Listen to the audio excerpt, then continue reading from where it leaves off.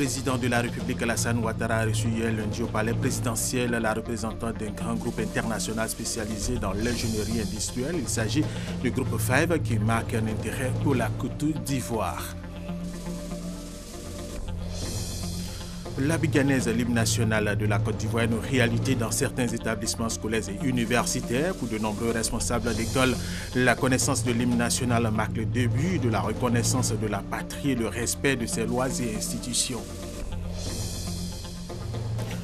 Le candidat de la droite à la présidentielle française, François Fillon, englué dans des soupçons d'emploi fictif de sa famille, a reconnu hier lundi avoir commis une erreur et a présenté ses excuses aux Français. Il maintient sa candidature et il invite les Français à se concentrer sur son programme et ses ambitions pour la France. Mesdames et messieurs, bienvenue et merci de nous suivre sur RTI 1. Nous vous le disions dans nos titres, le président de la République, Alassane Ouattara, a reçu hier lundi au palais présidentiel la représentante d'un grand groupe international spécialisé dans l'ingénierie industrielle. Il s'agit du groupe 5 qui marque un intérêt pour notre pays, la Côte d'Ivoire. Témoin pour RTI 1, Viviane Aimer. Spécialisé dans l'ingénierie industrielle, le groupe 5 intervient dans plusieurs secteurs allant de la construction d'infrastructures à l'aéronautique, l'automobile, l'industrie manufacturière, le ciment, l'énergie, l'eau potable, pour n'en citer que quelques-uns. C'est la directrice générale d'une de ses grandes filiales, Intertol Africa, qui a été reçue en audience ce lundi au palais présidentiel par le président de la République, Alassane Ouattara. Madame Bridget Ledouaba a exposé sur l'intérêt du groupe pour la Côte d'Ivoire.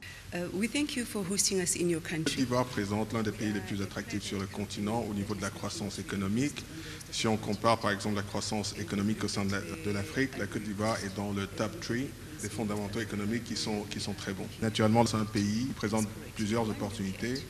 Et c'est la raison principale pour laquelle Groupe 5 et les représentants de Groupe 5, Intertol, sont ici présents. Le Groupe 5 a son siège social en France et est implanté dans une trentaine de pays dans le monde. Il comptabilise un chiffre d'affaires d'un montant de 1 718 millions d'euros, soit un peu plus de 1 126 milliards 934 millions de francs CFA.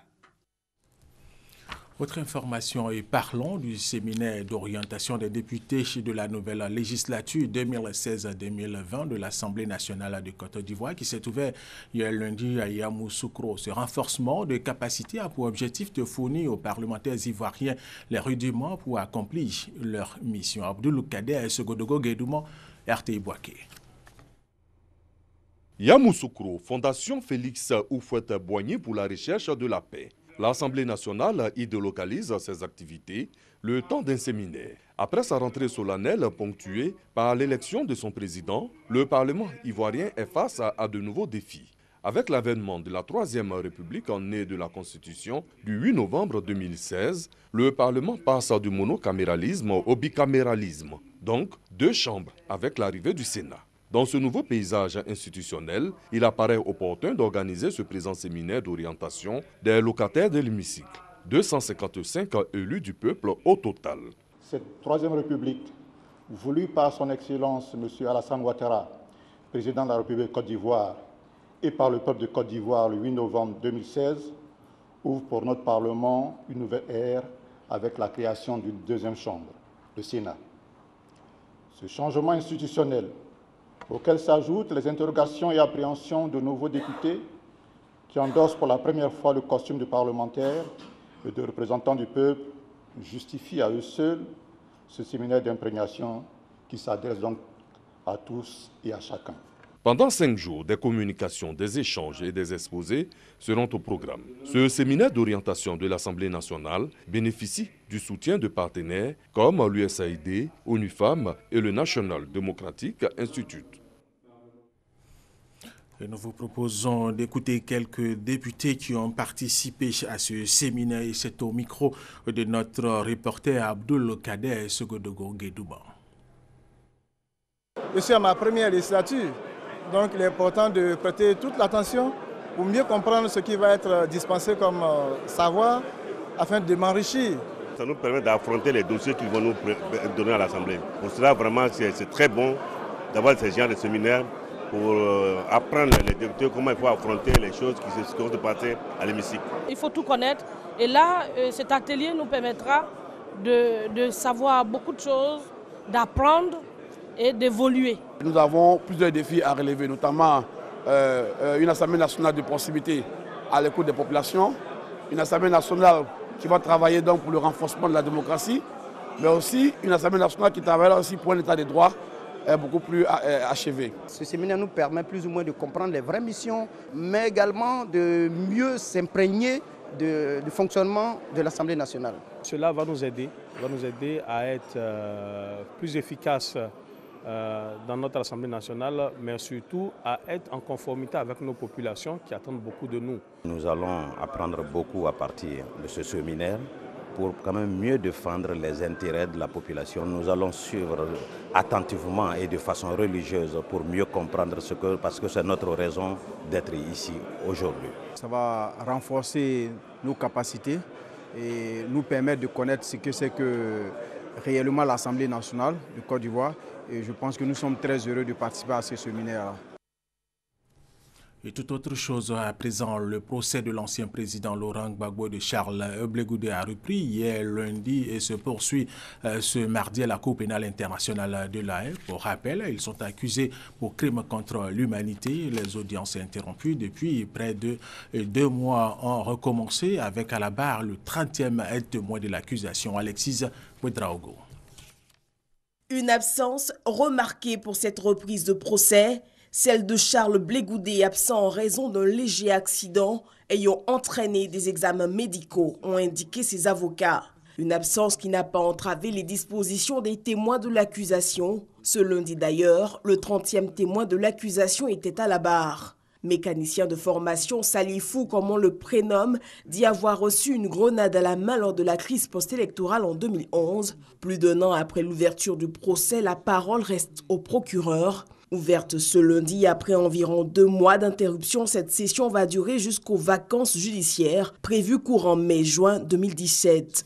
Sur les 138 personnes que le bureau du procureur souhaite faire témoigner, une trentaine, pour l'heure entendue, Laurent Gbagbo et Charles Blé Goudé sont accusés de crimes contre l'humanité, meurtre, viol, autres actes inhumains et persécutions lors de la crise post-électorale de 2011. Et c'est un récit d'Alexis Ouedraogo. Revenons sur les grands points de ce procès avec cette fois Wilfried Herman Djivé.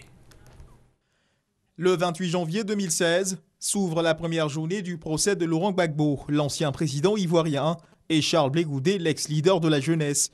La Cour pénale internationale reproche aux 2 hommes d'être les cerveaux des violences orchestrées durant la période post-électorale 2010-2011. Violences qui auront coûté la vie à environ 3000 personnes selon l'ONU.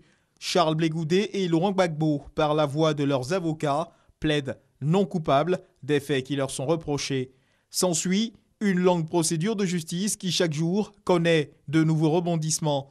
Les chefs d'accusation, crimes contre l'humanité, meurtre, actes inhumains et tentatives de meurtre, viol et persécution. Dans le cadre de la procédure judiciaire, 29 témoins ont déjà été auditionnés. De l'accusation à la défense, on affûte ses arguments pour que triomphe la vérité. Pour rappel, Laurent Gbagbo, l'ancien président, a été transféré à La Haye dans la nuit du 29 novembre 2011 et Charles Blé Goudé dans la nuit du 22 mars 2014. Ouvrons le chapitre éducation de cette édition comme annoncé la semaine dernière au cours de la toute première réunion de rentrée académique. Les cours ont effectivement débuté à l'université de Mans, c'est dans l'ouest de la Côte d'Ivoire et c'était hier lundi. Ce sont des étudiants visiblement heureux qui ont pris part au tout premier cours. F. Boué, reportage. Université de Mans, ce lundi 6 février 2017. Il est 8 heures passées de quelques minutes. Des étudiants sont assis dans une salle de cours. Quelques instants après, entre dans la salle une équipe de l'administration conduite par le vice-président de l'université, le professeur Kamagate Bamori. Quelques conseils d'usage et il passe le relais au professeur Diarasuba Ali pour dispenser son cours d'informatique. Le tout premier cours de l'histoire de l'université de Mans. C'est vraiment un honneur pour nous de débuter les cours à l'université de Mans. Le cours d'informatique, c'est un cours pratique. Mais comme c'est le premier cours, on ne pourra pas vraiment faire de la pratique. Donc, déjà, on fait la prise de contact avec les apprenants, les étudiants. Ensuite, on va faire un cours introductif. Puis après, dans les jours à venir, on ira directement dans la pratique.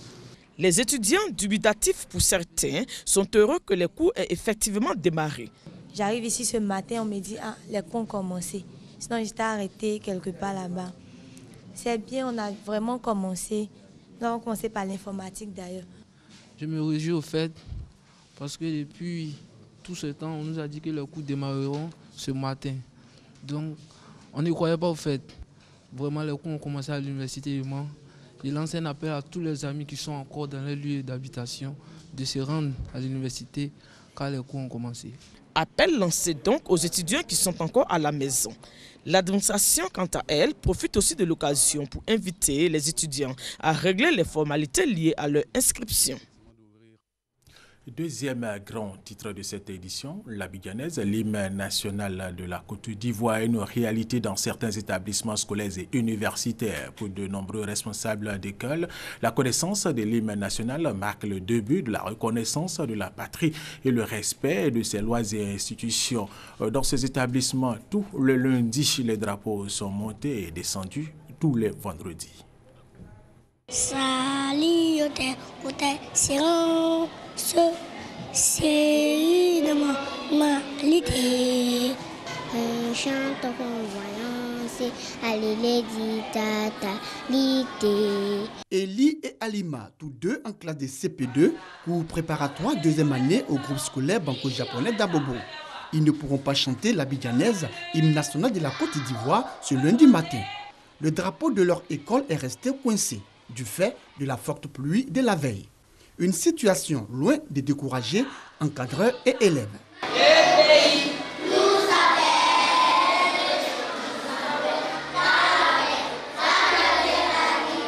Ce lundi, on n'a pas pu saluer le drapeau compte tenu de la pluie et puis aussi on a eu un problème aussi au niveau du drapeau.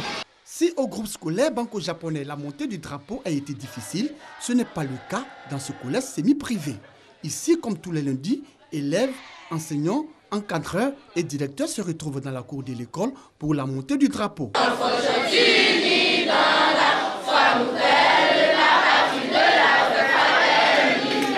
Le collège Saint-Pierre-Charles salue le drapeau tous les lundis. Nous montons le drapeau et tous les vendredis, nous descendons le drapeau. Très important parce que les enfants, aujourd'hui élèves, ils sont la relève de demain. Donc il faut leur inculquer certaines vertus pour qu'ils puissent grandir avec ces vertus-là. À tous nos amis élèves étant en Côte d'Ivoire, qu'ils soient capables de pouvoir connaître l'abidjanaise parce qu'à travers l'abidjanaise, l'homme peut être instruit. Après le salut aux couleurs dans cet établissement secondaire, direction l'école normale supérieure située à l'université Félix Houphouët-Boigny de Cocody. Il est un peu plus de 7h45 quand nous arrivons sur les lieux. Le drapeau flottait sur le mât. Ici, la montée du drapeau s'est faite tous les premiers lundis du mois. Il importe que ceux qui vont aller professer dans les contrées éloignées d'Abidjan puissent rapporter avec eux les valeurs citoyennes et les diffuser auprès de leurs enseignés. Salut aux terres d'espérance, pays de l'hospitalité. Pour nous, Ivoiriens, ces paroles, c'est une identité. Le salut aux couleurs, une occasion pour les responsables des différents établissements scolaires de passer des messages aux apprenants. Cette institution qui s'impose à nous chaque premier lundi du mois est un sacerdoce. Il faut rappeler d'abord aux étudiants et aux travailleurs de l'école normale supérieure leur mission au niveau de l'État de Côte d'Ivoire et au niveau de leur personne elle-même. Nous saisissons l'opportunité pour véhiculer le message à tous les enfants, leur donner une orientation de la semaine et faire respecter les instructions ministérielles. Pour de nombreux responsables d'école, il faut inculquer aux apprenants l'importance du salut aux couleurs afin de faire d'eux des citoyens responsables, consciencieux, respectant les lois, les valeurs et les institutions de la République. Et c'est un reportage de Kone Parga Soro. Le 4e rapport annuel de la Banque mondiale sur la situation de l'économie en Côte d'Ivoire a mis en évidence les faiblesses du système éducatif ivoirien. Des propositions sont faites par des experts de la Banque mondiale et des panélistes acteurs du secteur éducatif ivoirien pour une école de qualité pour soutenir l'émergence de la Côte d'Ivoire. Reportage Justine Sey Djike. Un pays émergent repose sur un capital humain de qualité. Conscient de ces faits, le gouvernement ivoirien, qui aspire à l'émergence, a placé le secteur de l'éducation au centre de sa nouvelle stratégie de développement pour les prochaines années. Il faut savoir que c'est 5% du PIB et 25% du budget qui sont consacrés au secteur éducation-formation. D'abord, cela va permettre d'accroître les capacités d'accueil, notamment avec de nombreuses infrastructures scolaires, aussi bien au niveau du primaire, du secondaire, technique, professionnel et enseignement général, et pourquoi pas au niveau de l'enseignement supérieur. Cela aussi va contribuer à recruter de nombreux enseignants, parce que sans enseignants, il n'y a pas d'enseignement. Ces réformes ont permis à mi-parcours l'augmentation sensible du taux d'inscription et de réussite au cours de ces dernières années. Cependant, le 4e rapport annuel de la Banque mondiale sur la situation économique en Côte d'Ivoire et 4 acteurs du secteur de l'éducation appelés à se prononcer sur le système éducatif ivoirien relèvent l'insuffisance de ces progrès car le taux moyen d'espérance de vie scolaire situé à 8 ans en 2015 est bien en deçà du taux des pays émergents qui oscille autour de 14 ans. Par conséquent, il propose, entre autres, l'amélioration de la performance du corps enseignant, l'octroi de subventions scolaires aux familles et non aux écoles privées, l'augmentation des dépenses en équipement et surtout la mise en place d'un nouveau contrat social où toutes les parties prenantes vont œuvrer pour offrir le meilleur avenir possible aux enfants de Côte d'Ivoire. Justine Sey Djike, hier, lundi 6 février, il a été célébré la journée mondiale en son téléphone mobile, célébrée depuis 2001 ici en Côte d'Ivoire. Les Ivoiriens arrivent-ils à se passer de leur téléphone, ne serait-ce que pour 24 heures? La réponse, voyons cette réponse justement avec Godefroy Okambawa et Wilfried Herman Djivé. Il y a encore quelques années, le téléphone était un compagnon discret et peu encombrant. Mais ça, c'était avant. Sa version mobile a tout changé. Plus de confort d'écoute, mêlé d'options technologiques. Alors, question, peut-on se passer de son téléphone portable?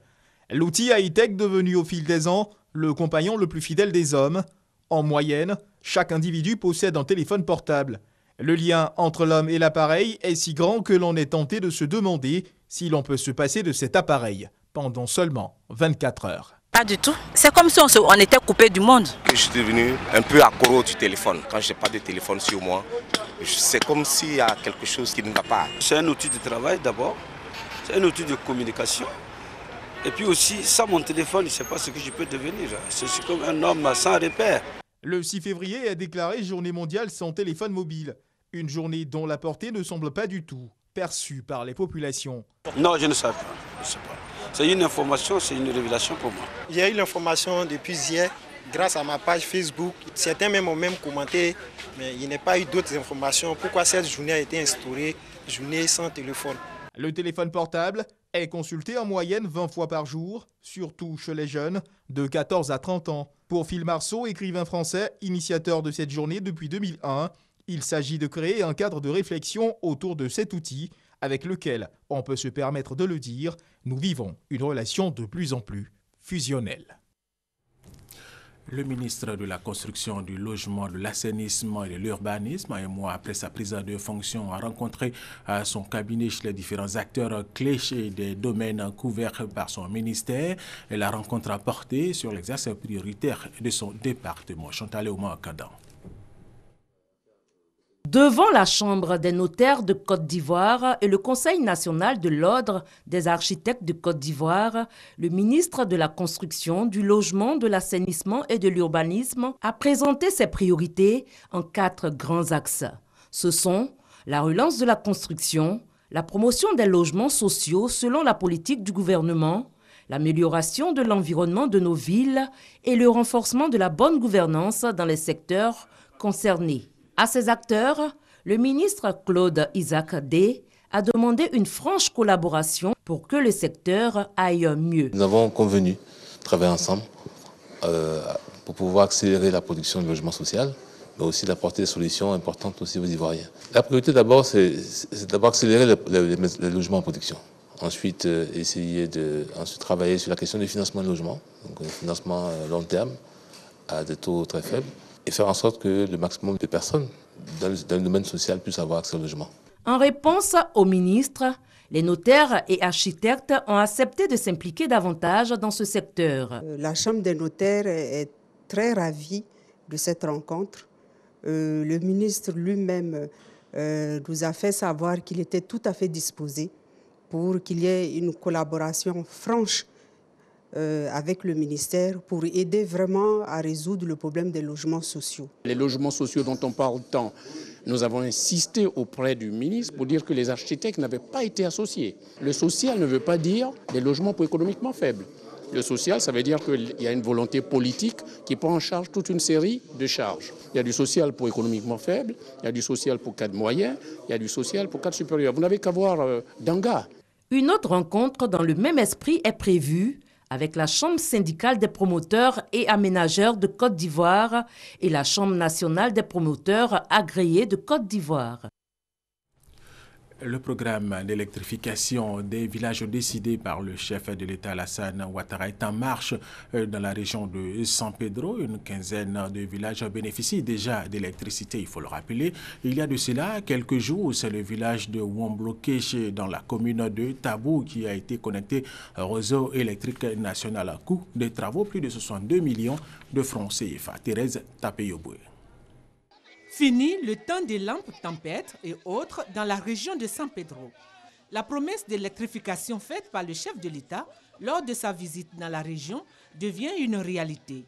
Plusieurs villages sont électrifiés.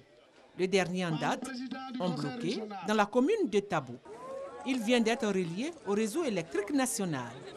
Le premier compteur a été remis au chef de terre par le président du conseil régional.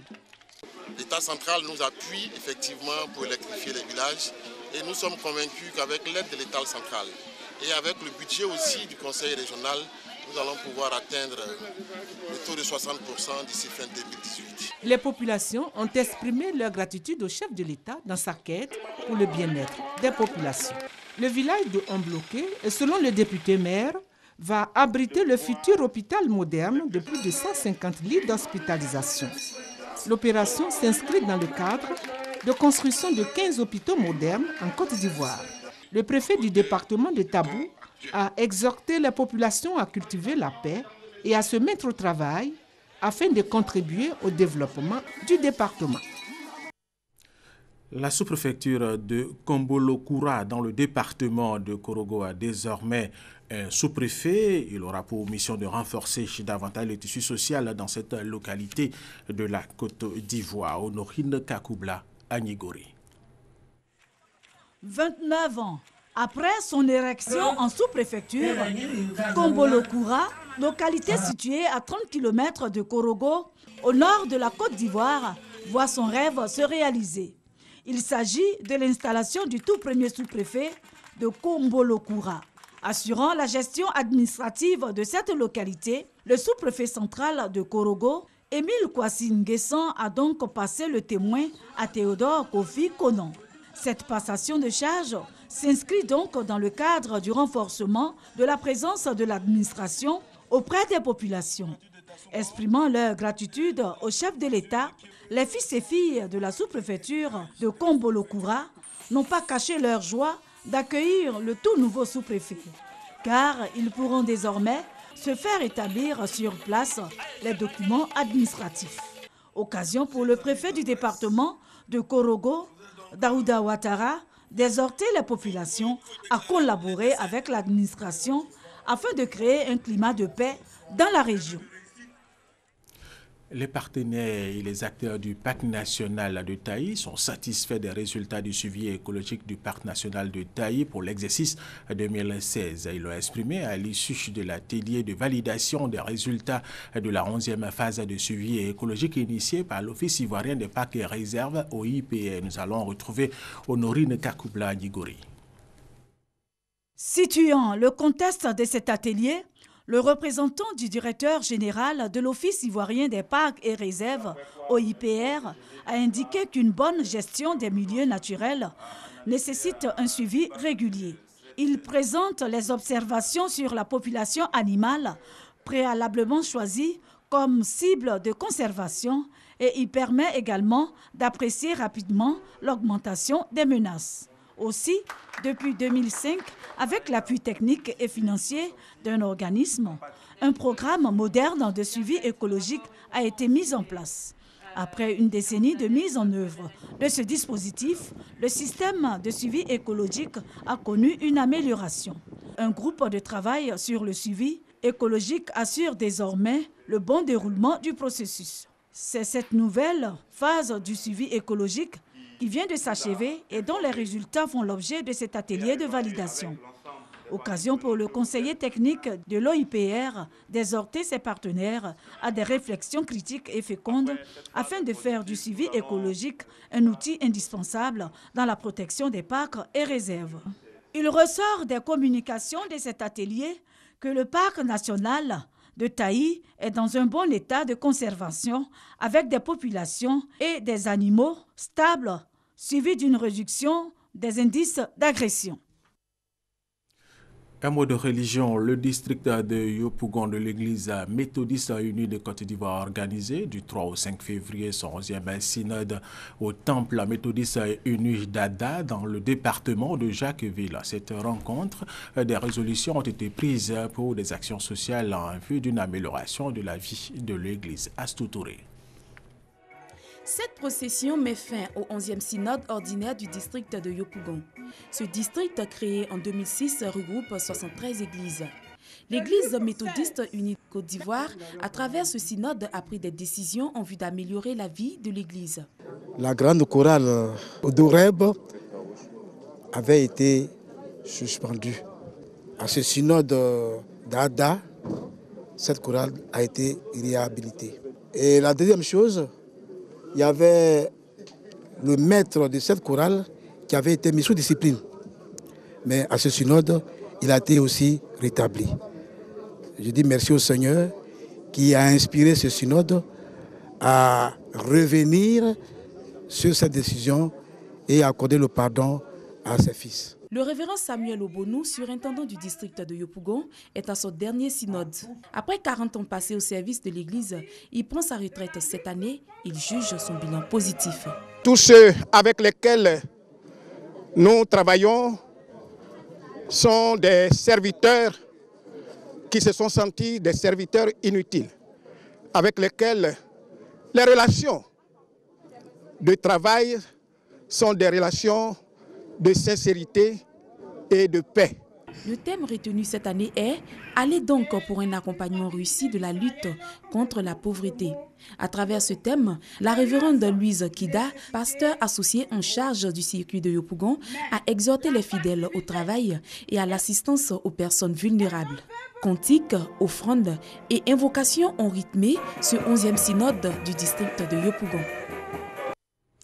Autre titre de cette édition, le candidat de la droite à la présidentielle française François Fillon, englué dans des soupçons d'emploi fictif de sa famille, a reconnu hier lundi avoir commis une erreur et a présenté ses excuses aux Français. Il a toutefois soutenu que le salaire de sa femme Pénélope Fillon était parfaitement justifié. Il maintient sa candidature à la présidentielle française. Il invite donc les Français à se concentrer sur son programme et ses ambitions pour la France. Sidonie Waka Davila.